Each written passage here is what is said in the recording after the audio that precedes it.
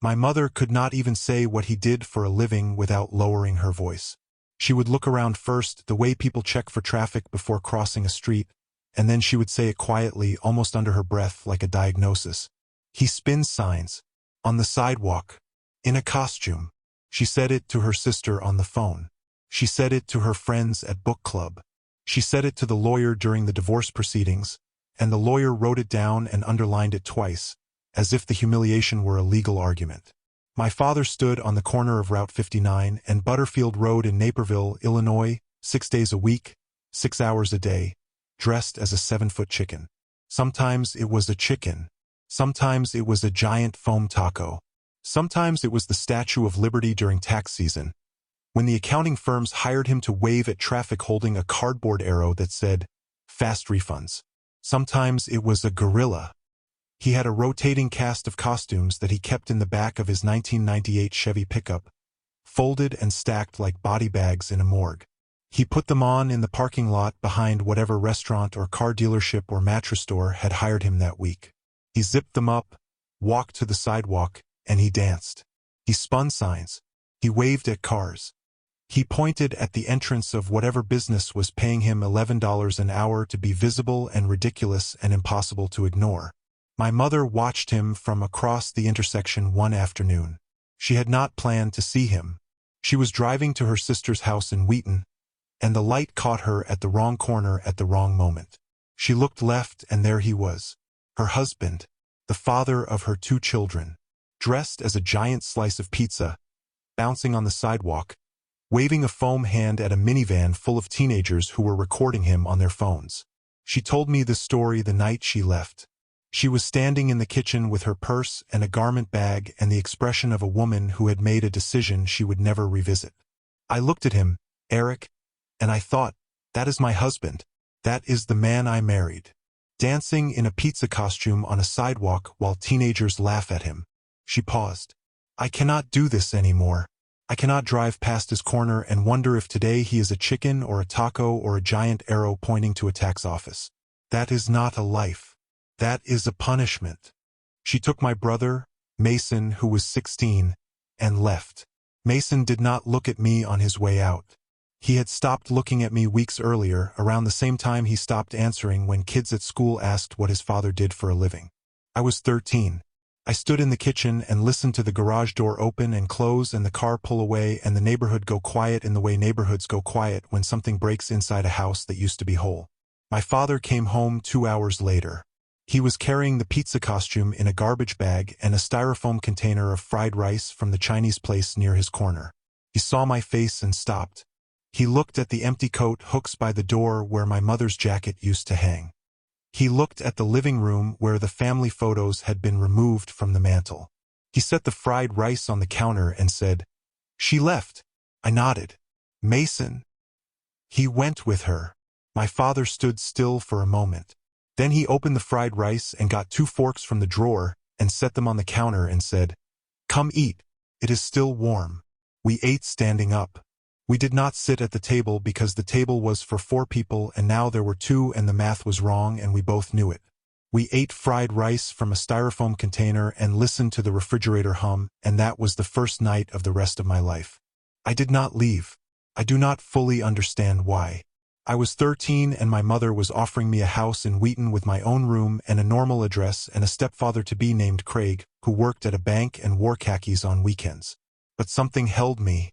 Not logic. 13-year-olds do not operate on logic. Something deeper. Something that had to do with the way my father opened the fried rice and got 2 forks without hesitation, as if he had already calculated who would stay and who would go and had made his peace with the numbers. My name is Eric Pulaski.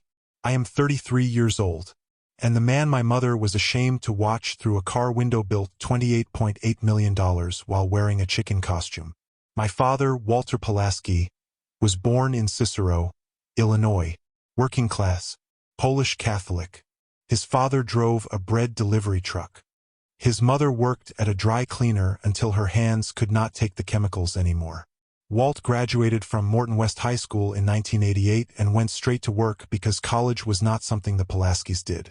He loaded trucks. He poured concrete. He hung drywall. He worked the overnight shift at a meatpacking plant until the plant closed. He did not have a career. He had a sequence of jobs that paid enough to cover rent and food and the occasional Cubs ticket. He met my mother, Karen, at a bar in Berwyn in 1993. She was 21, a dental hygienist, pretty and practical and convinced that her life was going to be better than her parents' life because she had chosen it carefully. She married Walt because he was funny and strong and because he told her he was going to start a construction business. He did start it. It lasted 8 months. The tools were repossessed. The truck was sold. The business insurance lapsed. He went back to day labor and Karen went back to cleaning teeth, and the gap between what she wanted and what she had began to widen.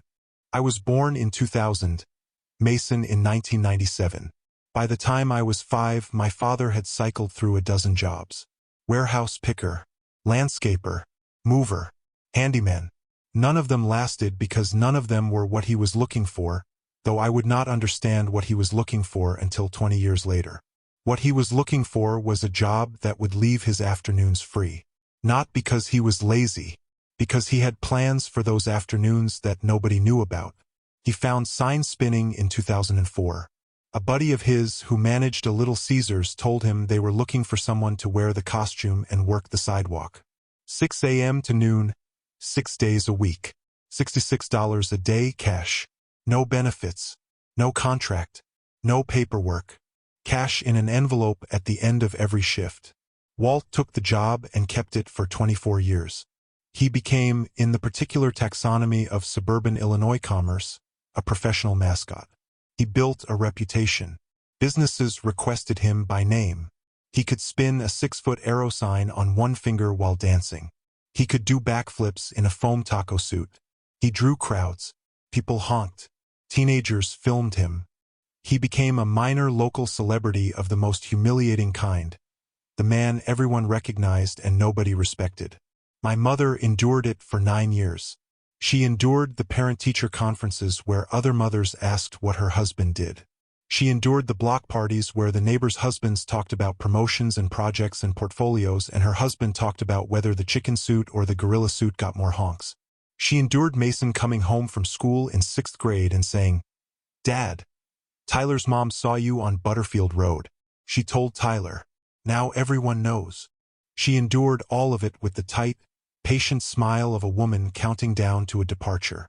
She left in October 2013. Mason was 16. I was 13. She moved to Wheaton, into an apartment and then into Craig's house. A banker who wore real clothes and had a real job and drove past sign spinners without a second thought. She filed for divorce within a month. She asked for nothing from my father because there was nothing to ask for. He made $11 an hour in cash and lived in a rented house with a leaking roof and a pickup truck older than me. The judge granted the divorce in 20 minutes. It was the fastest case on the docket that day. I stayed with my father. The court let me choose at 13 because my mother did not contest it. She thought I would change my mind within a month. I did not change my mind. I moved into the smaller bedroom of the rented house and I stayed. The first year was the hardest. Not financially. My father always had enough for rent and food and electricity, which I would later understand was itself a clue that I missed for 20 years. The hardness was social. Everyone in our suburb knew what my father did. Not because he was famous, because he was visible. He stood on the busiest intersection in Naperville in a foam costume for 6 hours a day. You could not drive to the grocery store, the dentist, the gas station, or the high school without passing his corner. Every kid in my grade had seen him. Most of them had filmed him. A video of my father doing the worm in a gorilla suit outside a car dealership had 7,000 views on YouTube by the time I started freshman year. I do not want to describe what high school was like. I will say this. There was a day, sophomore year, when I walked into the cafeteria and someone had taped a printed screenshot from the gorilla video to my usual seat with the caption, "Like father, like son." I peeled it off, sat down, and ate my lunch. I did not cry. I did not tell my father. I went home that afternoon and he was in the kitchen, still in the lower half of whatever costume he had worn that morning. The legs of a foam hot dog suit bunched around his ankles like deflated balloons, cooking spaghetti on the stove. He looked ridiculous. He looked like no one any teenager would want as a father. And he looked at me and said, "How was school?" "Fine," I said. "Good." Set the table. There were worse days.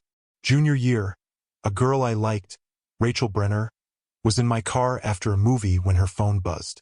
She looked at it and laughed. Someone in our grade had posted a new video of my father, this time in a foam hot dog costume, doing a choreographed dance routine outside a gas station grand opening. The video had been edited with sound effects and a caption that read "Naperville's saddest man." Rachel turned her phone toward me. "Is that your dad?" I said yes. She said, "Oh." She did not say anything else. I drove her home. She did not return my texts after that. Senior year, the guidance counselor called me in. Not the same one from before. A new one. A man named Mr. Dorsey, who actually looked at my transcript. 3.7 GPA. National Honor Society. AP Calculus. He said I should apply to the University of Illinois. I said I could not afford it. He said there were scholarships. I said I would think about it. I went home and told my father. He said, "What do you want to do?" I said I wanted to go to trade school for plumbing because plumbers make good money and nobody has to wear a costume. He looked at me for a long time, and his face did something complicated, something between pride and pain, and he said, "Then that is what you will do." He drove me to the trade school enrollment office the next Saturday morning, still wearing the bottom half of the Statue of Liberty costume because he had come straight from his shift. The enrollment officer stared at his green foam legs for the entire meeting. My father did not acknowledge it. He never did. I set the table. We ate spaghetti. He told me about a woman who had rolled down her window that morning and handed him a $20 tip because he made her laugh every day on her commute. He said, "People look at a man in a costume and see a fool. That is the best disguise there is. Nobody investigates a fool." He said it casually like a joke. I laughed. I did not understand for another 18 years that it was not a joke at all. It was a business strategy. My father and I developed a routine. During the school year, I saw him mornings before school and evenings after his afternoon work. I assumed the afternoon work was handyman jobs, small repairs, and odd tasks for cash. The kind of thing a man does when his morning job pays $11 an hour and his ex-wife takes nothing because there is nothing to take. He came home around 6, sometimes with paint on his hands, sometimes with sawdust in his hair, sometimes smelling like joint compound and polyurethane. "Side jobs," he would say. "Keeping busy." During the summers, he brought me along. Starting when I was 14, the summer after my mother left, I spent every weekday afternoon with my father at what I thought were other people's houses. We drove his pickup to addresses scattered across the western suburbs. Naperville, Aurora, Wheaton, Bolingbrook, Plainfield. Small houses mostly, 2-bedroom ranches, 3-bedroom bungalows, occasionally a duplex. They were always empty, always in rough shape, peeling paint, broken gutters, overgrown yards, interiors that smelled like mildew and abandonment. My father would park in the driveway, open the truck bed, pull out his tools, and go to work. He taught me everything: how to frame a wall, how to run copper pipe, how to wire an outlet, how to hang drywall, tape the seams, mud them smooth, sand them flat, how to lay tile, install cabinets, replace a roof. He was encyclopedic. His hands moved with the certainty of a man who had been doing this for decades, which he had, though I did not yet know in what capacity or for what purpose. Those summers were the education that no school could have given me.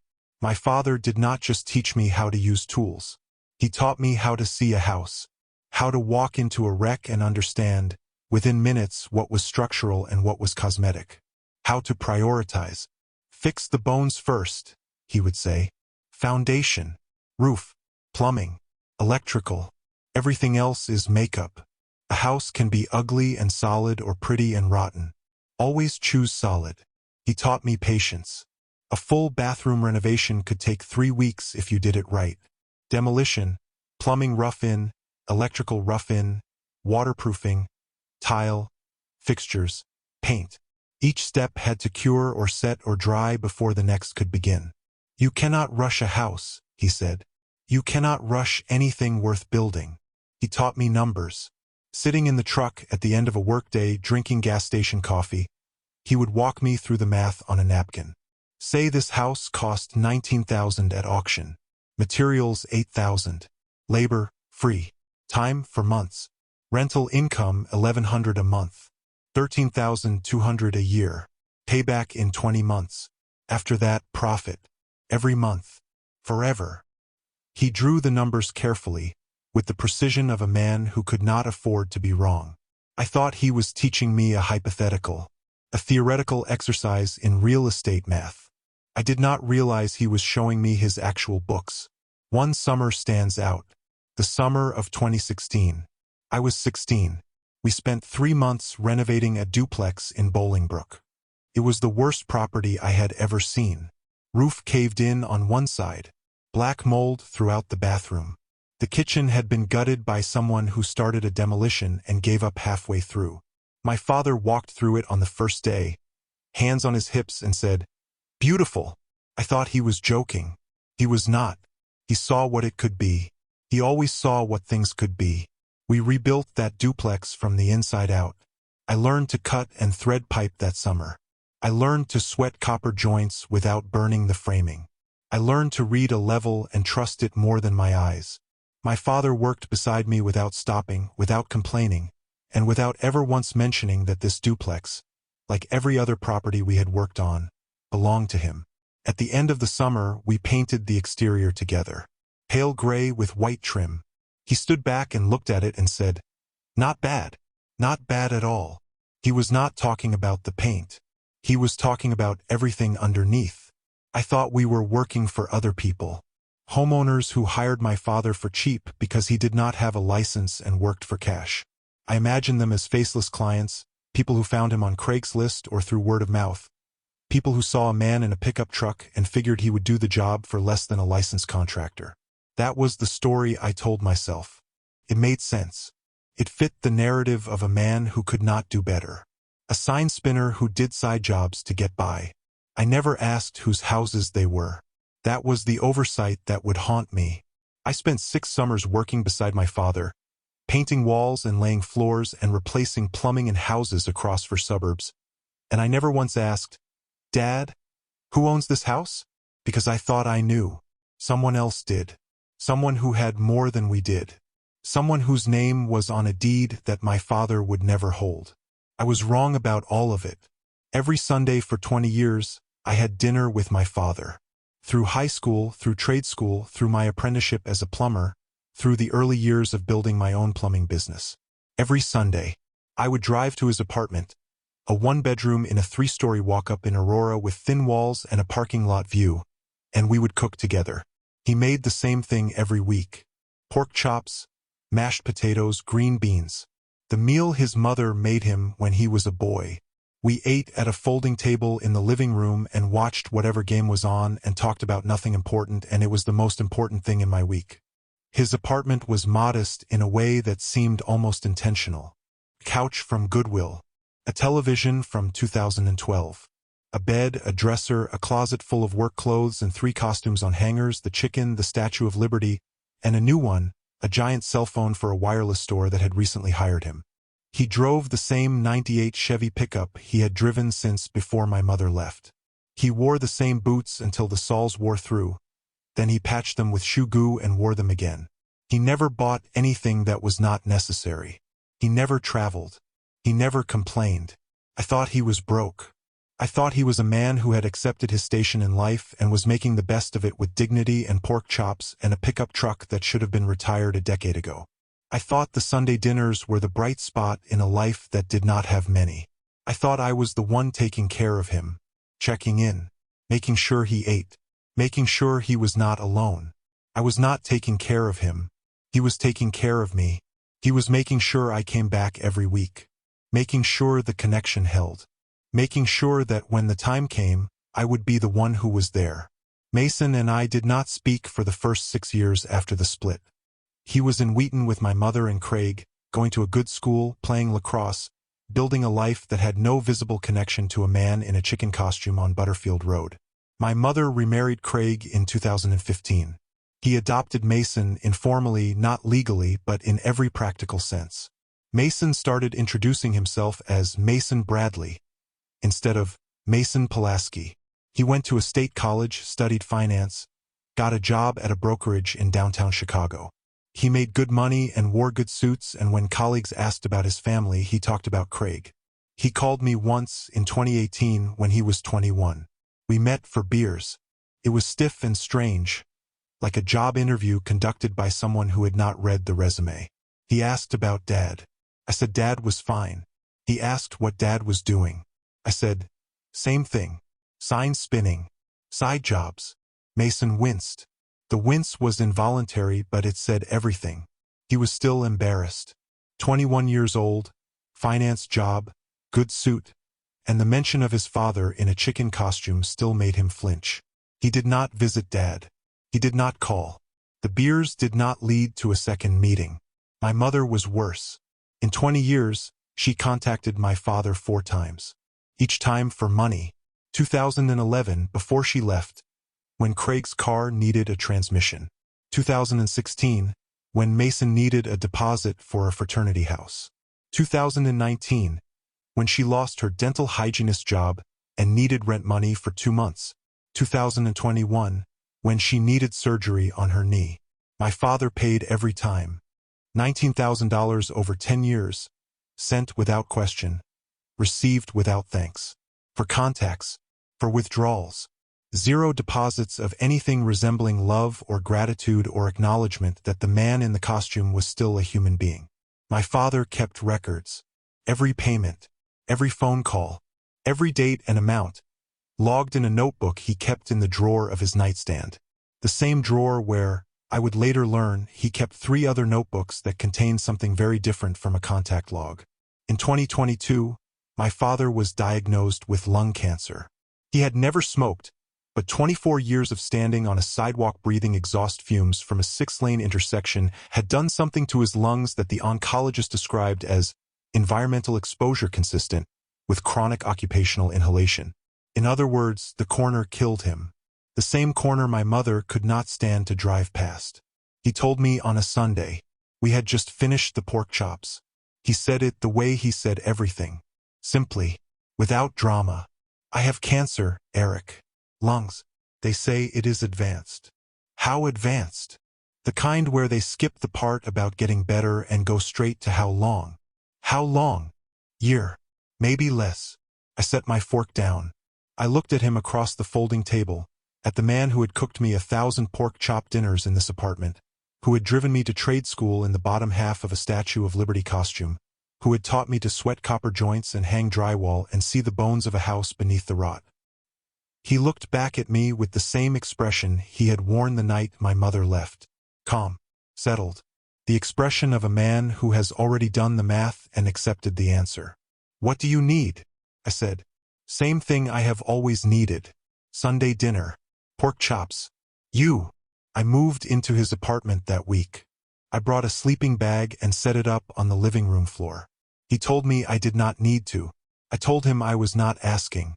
For the first time in our relationship, I gave orders and he took them. Doctor's appointments. Medication schedules. Meal plans. I ran his life the way he had run mine when I was 14 and motherless and sleeping above a kitchen that smelled like fried rice and a future I could not see. He worked for another 9 months. Every morning, he put on whatever costume was assigned and he walked to his corner and he danced. He was slower, thinner. The costumes that used to fit were loose on him, the foam sagging where his body used to fill it. The chicken head sat lower on his shoulders. The hot dog suit dragged at the ankles. But he was there, every morning, spinning signs and waving at traffic and making people honk while his lungs filled with fluid and his body shut down one system at a time. I drove past his corner once during those months. I had not planned to. I was running an errand and the route took me through the intersection. The light caught me the same way it had caught my mother all those years ago. I looked left and there he was. My father, 62 years old, dying, dressed as the Statue of Liberty, spinning a sign that said Liberty Tax, free filing, moving to music that only he could hear. He saw me through the car window. He waved. Not the big performative wave he did for customers. A small wave.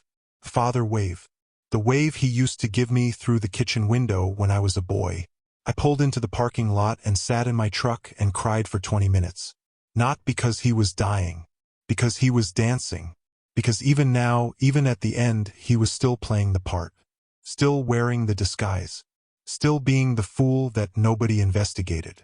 And somewhere behind that foam crown and that ridiculous green robe, the smartest man I ever knew was tying up the last loose ends of a fortune nobody would believe. In the afternoons, he stopped going to side jobs. In the afternoons, he stopped going to side jobs. Instead, he sat at the folding table in his apartment with his phone and a laptop and made calls. Hours of calls. To people I did not know. About things I did not understand. When I asked, he said, "Loose ends. Tying things up." Mason appeared in November 2023. 20 years of silence, and he showed up at the hospital where my father was spending what we both knew were his final weeks. He brought flowers. Store-bought, wrapped in cellophane. The kind of flowers you bring to a stranger's bedside because someone told you it was the right thing to do. My mother was with him. She stood in the doorway of the hospital room with her purse held against her chest like a shield. She was 60, gray at the temples, thinner than I remembered. She looked at my father in the hospital bed, and her face did something I had never seen it do. Collapsed. Not into pity. Into recognition. The recognition that the man in the bed was the same man she had left on a sidewalk in a pizza costume, and that he was dying, and that she had missed every single day between then and now. Mason said, "Hi, Dad." My father looked at him. Then at my mother. Then at me. "The ones who stay are the ones who inherit," he said. His voice was thin but steady. "Remember that, Eric." Mason shifted on his feet. My mother started to cry. They stayed for 15 minutes. My father did not speak to them again. He closed his eyes and kept them closed until they left. He died on January 11th, 2024. A Thursday. I was holding his hand. The monitors flatlined at 5:22 a.m. Early morning. The time he used to wake up to get ready for his shift. Even his body kept the schedule. I sat with him until the nurses came. I held his hand and I looked at him and I saw what I had always seen. Not a sign spinner. Not a man in a costume. Not a failure or a fool or a cautionary tale about ambition. I saw my father. The man who opened the fried rice and got 2 forks the night my mother left. The man who cooked spaghetti in the bottom half of a hot dog suit. The man who drove me to trade school dressed as the Statue of Liberty and did not blink when the enrollment officer stared at his foam legs. The man who taught me that a house can be ugly and solid or pretty and rotten, and that you should always choose solid. I told him things I should have said years earlier. That I was proud of him. That I never cared about the costume. That the spaghetti and the pork chops and the fried rice on the first night were the most important meals of my life. That staying was not a sacrifice. It was the easiest decision I ever made. I told him he was the bravest man I had ever known, because bravery is not the absence of humiliation. It is the willingness to endure it every single day for 24 years, because you have something larger to build and you cannot build it without the disguise. The funeral was small. My plumbing crew came. The owner of the Little Caesars where he had worked his first year as a mascot. A woman named Dolores from a real estate attorney's office who my father apparently knew well enough to warrant a personal appearance at his funeral. My mother and Mason sat in the back. They did not speak to me. 3 weeks later, I received a call from a man named Peter Kaneko.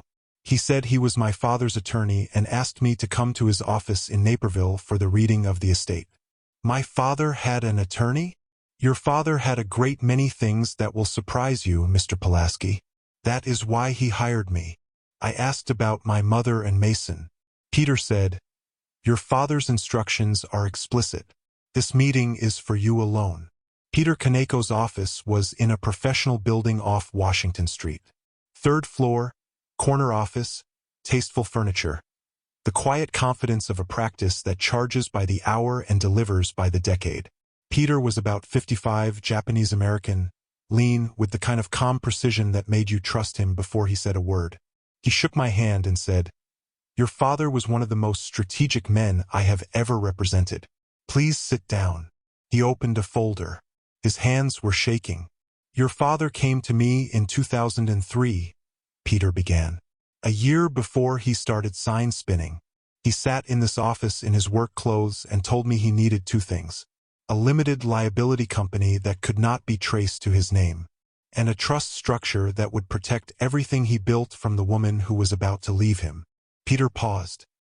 He knew she was going to leave Eric. A year before it happened. He saw it coming the way he saw everything coming. Quietly, clearly, without emotion. Peter laid out the architecture, the real story, the one I had spent 20 years living beside without seeing. My father had not been doing side jobs in the afternoons.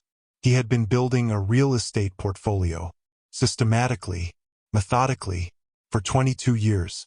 It started in 2002, before I was even 3 years old.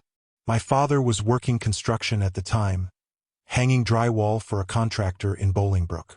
The contractor went bankrupt and the crew was dissolved.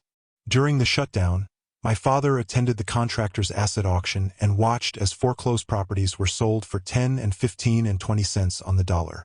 Houses that were worth $150,000 going for $22,000 because nobody was buying and the banks wanted them off their books. Something clicked. The same something that would lead him to spend the next 2 decades acquiring properties the way he had acquired construction skills. One at a time, patiently, without telling anyone. He bought his first house in 2002, a 2-bedroom ranch in Aurora that had been foreclosed after the owner died without heirs. $12,800 at a county tax auction. He spent 4 months and $6,000 in materials renovating it himself. New plumbing, new electrical, new drywall, new kitchen. He rented it for $900 a month through the LLC that Peter Kaneko had established. The tenant never knew the landlord was a man who, by 2004, would be standing on a sidewalk dressed as a chicken. That was the genius of the sign spinning. Not the costumes. Not the dancing. The schedule. 6 a.m. to noon.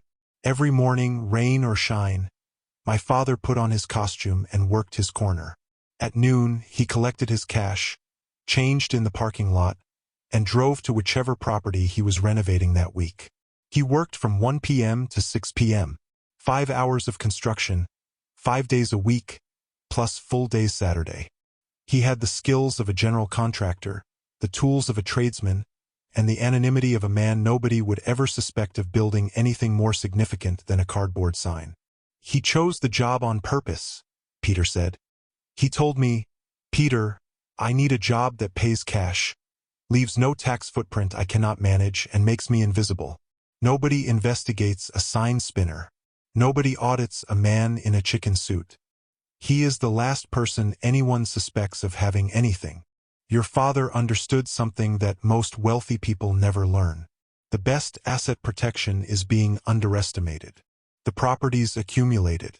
1 per year, sometimes 2, purchased at tax sales, foreclosure auctions, estate sales, and bank-owned liquidations. Always in the western suburbs. Always within driving distance of his sign-spinning corner. Always in need of work that he could do himself. He bought them cheap, renovated them with his own hands during his free afternoons, and rented them through Peter's LLC. By 2010, he owned 8 properties. By 2015, 13. By 2020, 17. By the time he died, 19. All of them generating rental income. All of them managed through the LLC. All of them invisible to anyone who was not looking, which was everyone, because who looks twice at a man in a chicken costume? Peter showed me the portfolio. 19 properties. A map of the western suburbs with red dots scattered across it like a constellation. Each dot was a house or a duplex or a small commercial space that my father had purchased for between $12,000 and $45,000 and renovated himself. Current total appraised value, $12.8 million. But the properties were only part of it. Your father was not just a real estate investor, Peter said. He was a remarkably disciplined financial planner. The rental income from 19 properties, averaging just over $100,000 a year in net cash flow after expenses, had been systematically invested in index funds through a brokerage account managed by Peter's office. Starting in 2006, when the cash flow reached a level sufficient to invest meaningfully, my father had been dollar-cost averaging into a diversified portfolio of low-cost index funds. 18 years of consistent, disciplined investment. Through the 2008 crash, which he used as a buying opportunity. Through the bull market of the 2010s. Through the pandemic dip of 2020, when he doubled his monthly contributions. Current value of the investment portfolio, $7.3 million. Peter paused. He poured me a glass of water. He had already learned, apparently, that people need water at this point in the conversation. There is one more thing, he said. In 2005, my father had purchased a property that was different from the others. Not a house, a commercial lot, an abandoned warehouse on Route 59, south of the intersection where he would spend the next 2 decades spinning signs. He bought it for $22,000. It was derelict, condemned, worthless by every conventional measure. He did not renovate it. He did not rent it. He held it for 19 years. In 2023, 6 months before his death, a major regional hospital system announced plans to build a new medical campus in the Route 59 corridor. They needed land. Specifically, they needed the 6-acre parcel that included my father's condemned warehouse and the adjacent lots that he had quietly purchased in 2011 and 2014. The hospital's real estate team had been in contact with Peter Kaneko. The offer was on the table. $8.7 million for the combined parcels. My father had been negotiating the terms from his hospital bed. Total estate value, $12.8 million in properties, $7.3 million in investments, $8.7 million in the hospital land deal, $28.8 million. Peter read me the letter. My father wrote it in his apartment, at the folding table where we ate pork chops every Sunday, in handwriting that was steady despite the medication and the cancer and the weight of everything he had carried for 22 years without telling a soul. Eric, you think I danced in a costume because I had to. I danced in a costume because it was the smartest decision I ever made. It gave me cash that was invisible. It gave me afternoons that were free. And it gave me a disguise that no tax auditor, no ex-wife, no nosy neighbor, no judge would ever look past. People see a man in a chicken suit and they see a failure. I let them, because while they were laughing, I was building. Every afternoon, every property, every dollar reinvested. Every summer you spent beside me hammering nails and laying tile, you were working on houses that belonged to me. To us, you just did not know it yet. I am sorry I did not tell you. I could not risk it. Not because I did not trust you. Because telling you would have changed how you looked at me, and the way you looked at me like I was your father and that was enough. That was the only thing in my life that I was not willing to risk. The ones who stay are the ones who inherit. You stayed. Every Sunday. Every summer. Every time you set the table for 2 instead of 4. This is yours. All of it. Love, Dad. I could not speak. Peter sat across from me in silence while I held the letter and tried to breathe through something that was not grief, exactly, but something larger. The realization that the man I had spent 20 years feeling sorry for had been, the entire time, quietly and systematically building a fortune that dwarfed the salaries and portfolios and suburban ambitions of every person who had ever laughed at him from a passing car. He had not needed my sympathy. He had needed my presence. And I had given it to him. Every Sunday, every summer, every pork chop, every green bean, every game on television. I had given him the one thing that nobody else had, and he had built everything else himself. Peter walked me through the legal structure, the trusts, the LLC, the anti-contest clause, the estrangement documentation, 20 years of my mother's contact log, for entries, all requests for money. Mason's contact log, 0 entries. The financial records showing every dollar paid to my mother, $19,000 total, documented and unreturned. There is one additional document, Peter said. He opened a second folder. In October 2023, approximately 3 weeks before your brother appeared at the hospital, your father received a certified letter from an attorney representing Mason Bradley, formerly Mason Pulaski, and Karen Bradley, formerly Karen Pulaski. The The letter requested that your father submit to a cognitive evaluation and proposed the appointment of a conservator to manage his financial affairs. A conservator. Your brother was attempting to have your father declared mentally incompetent. The basis of the petition was that a man who had spent 24 years as a sign spinner could not possibly be managing real estate assets, and that the existence of those assets suggested either fraud or cognitive impairment requiring third-party oversight. Peter reached into the folder and pulled out a printed email chain. 14 messages between Mason and my mother, dated August through September 2023. I read the first one. Mason had written, "He spins signs for a living. No judge is going to believe a man in a chicken costume can manage property investments. If we get the conservatorship, we control the assets. It is that simple." My mother had replied, "What if he fights it?" Mason, "With what? He makes $11 an hour. He cannot afford a lawyer. This is a layup." My father could afford a lawyer. He could afford 50 lawyers. But they did not know that, because nobody investigates a fool. My father had Peter Kaneko respond to the conservatorship petition with a filing that included his complete medical records, a cognitive assessment performed by a board-certified neuropsychologist showing scores in the 95th percentile, 22 years of detailed financial records demonstrating sophisticated and consistent decision-making, and the email chain between Mason and my mother planning the petition. The petition was withdrawn in 6 days. Peter also told me that my father had recorded a conversation with Mason at the hospital. The recording captured Mason saying, "Dad, you need someone to help you manage things. You are not well. Let us take care of it." My father had not responded.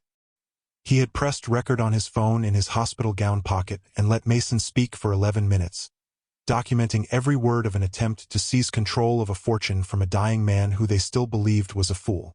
The recording, the emails, the petition, and the withdrawal were all included in the estate file. My father had kept evidence the way he kept properties. Methodically, completely, without emotion. Mason found out in March. I do not know how. He called me on a Tuesday evening. "Eric, is it true? About Dad's estate. What did you hear?" "That he owned properties. A lot of properties. And some kind of land deal." "It is true. How much are we talking about?" "We are not talking about anything, Mason. I am talking about an estate that was left entirely to me. You are not included. That is insane. He was my father. He was a man in a chicken costume that you were too embarrassed to visit for 20 years. He was a man whose last name you stopped using because it connected you to a sign spinner on Butterfield Road. He was a man who sent you money for your fraternity deposit and never got a thank you card. He was your father the whole time, Mason. You just did not want anyone to know. I was 16 when I left. I was a kid. You were a kid when you left. You were an adult for every year after that. You had 20 years to come back. You had 20 years to pick up the phone. You had 20 years to drive to his apartment on a Sunday and eat pork chops and watch the game and tell him you were sorry. You did not. Not once. And now you want to know how much. He threatened a lawyer. I told him about the anti-contest clause and the documentation. He went quiet. My mother called the next day. Her voice was different from what I expected. Not angry. Not demanding. Small. The voice of someone who has been informed that the story they told themselves for 20 years was wrong. "Eric, I heard about your father. You heard about his money, Mom. That is different from hearing about him. I want to understand. He spun signs in the morning and built houses in the afternoon. For 22 years. 19 properties. Investment accounts. A land deal worth almost $9 million. He did it while wearing a chicken costume because the chicken costume made him invisible. Nobody looks twice at a fool. Nobody audits a fool. Nobody suspects a fool. He used your contempt as camouflage, Mom. Every time you told someone what he did for a living and they looked away, that was another layer of protection. You were his best disguise. Silence. I could hear her breathing. I could hear the television. I could hear 20 years of assumptions collapsing in real time. He wore that costume on purpose? He wore it because it gave him cash, free afternoons, and a reputation so low that no one would ever investigate him. He told me once, "Nobody investigates a fool." I thought it was a joke. It was his entire business model. $28 million. 28.8. In a chicken costume. In a chicken costume. She did not speak for a long time. When she did, her voice cracked. Did he ever forgive me? I thought about 20 years of Sunday dinners. The pork chops, the mashed potatoes, the folding table, the game on television, the costumes hanging in the closet like deflated ghosts of a life that everyone misunderstood. Not once, in 20 years, did my father mention my mother's name. Not in anger, not in sadness. He had removed her from his narrative the way you remove a wall during renovation. Completely, structurally. The room is bigger without it. No, I said. He did not forgive you, but he did not hate you either. He just stopped thinking about you. He had work to do. I hung up. I drove to my father's apartment. I sat at the folding table where we had eaten 1,000 pork chops, and I opened the drawer in his nightstand. 3 notebooks. Not the contact log. The other ones. The ones I had never seen. 22 years of property records. Addresses. Purchase prices. Renovation timelines. Material costs. Rental income. Tenant names. Maintenance schedules. Each page filled with my father's handwriting, neat and precise. The handwriting of a man who could not afford to make mistakes because no one was checking his work. No accountant. No business partner. No wife. Just him and a pen and a notebook and the patience to do it right. I closed the notebooks. I held them against my chest the way my father used to hold the costume bag when he came home from a shift. Like something heavy that you carry because it is yours and because carrying it is the job and because the job is what matters. I still eat pork chops on Sundays. I make them the way he made them. Bone-in. Pan-seared. Mashed potatoes from scratch, not the box kind. Green beans with butter and garlic. I eat them at the folding table that I took from his apartment. I did not take the furniture or the television or the clothes. I took the table. Because that is where everything real happened. Every Sunday. Every conversation. Every silence that meant more than words. The hospital deal closed in April. 8.7 million. The properties are mine. All 19. I hired a property management company to handle the rentals, but I still drive by them on weekends. I park in the driveway and I look at the houses my father and I renovated together, and I remember the summers. The heat, the sawdust, the cold sodas from the cooler in the truck bed. The way he could hang a door in 15 minutes and make it swing perfect every time. The way he whistled while he worked. The same tuneless whistle. Whether he was standing on a sidewalk in a chicken suit or framing a wall in a foreclosed house. I kept one costume. The chicken. It hangs in my closet. People see it and laugh. They think it is a gag gift. Party costume. Something from a college prank. They do not know that the man who wore it built $28.8 million while the whole world watched and saw nothing but a fool on a sidewalk. My father used to say that the best disguise is the one people choose to see. They chose to see a failure. A dropout. A man who could not do better. They chose to see a chicken costume and assume that the man inside it was as ridiculous as the suit he wore. They were wrong. He was the smartest man on that corner. The smartest man on any corner. And he proved it the only way he knew how. Not by telling people. By building something so large and so invisible that when they finally saw it, the only thing they could feel was the weight of everything they had missed. $28.8 million. 19 properties. 24 years of sign spinning. 22 years of silent construction. And one son who showed up every Sunday with an appetite for pork chops and the patience to sit at a folding table and love a man the world thought was a joke. The ones who stay are the ones who inherit. I stayed. Thank you for walking this journey with me. Before you go, I have left 2 more stories here on your screen. Both from men who discovered that family is not always who you are born to. It is who stands by you when the truth comes out. Click on whichever one calls to you. And if you want to join our community of people who understand what it is like to be the outsider looking in, that notification bell is your invitation. Until tomorrow, remember, your story matters, even if they tried to erase it.